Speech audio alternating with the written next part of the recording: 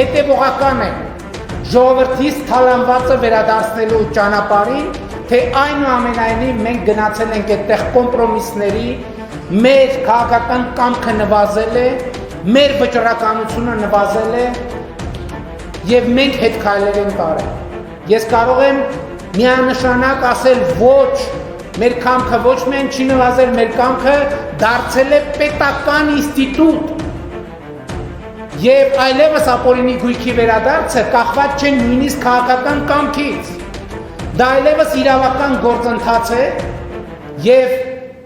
վերջին տարիներին մենք մի քանի նոր ինստիտուտներ ենք ստեղծել, այսօր ես ուզում եմ արձանագրենք, թե ապօրինի գույքի վերադարձի քանի ինստիտուտ կա այսօր Հայաստանի Հանրապետությունում։ Դրանցից մեկը քրեական գործերով գույքի բռնագանձման համակարգն է։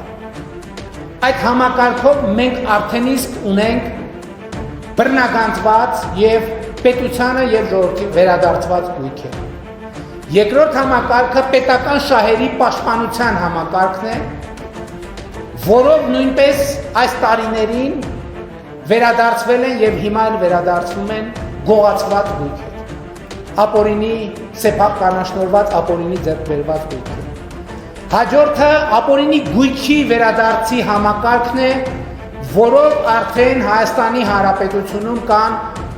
օրինական ուժի մեջ մտած դատավճիռներ։ Հաջորդը համայնքային շահի պաշտպանության ինստիտուտն է, որը ելի նոր հիմնադրված ինստիտուտ է եւ որով արդեն Հայաստանի Հանրապետությունում կան վերադարձված գույքեր։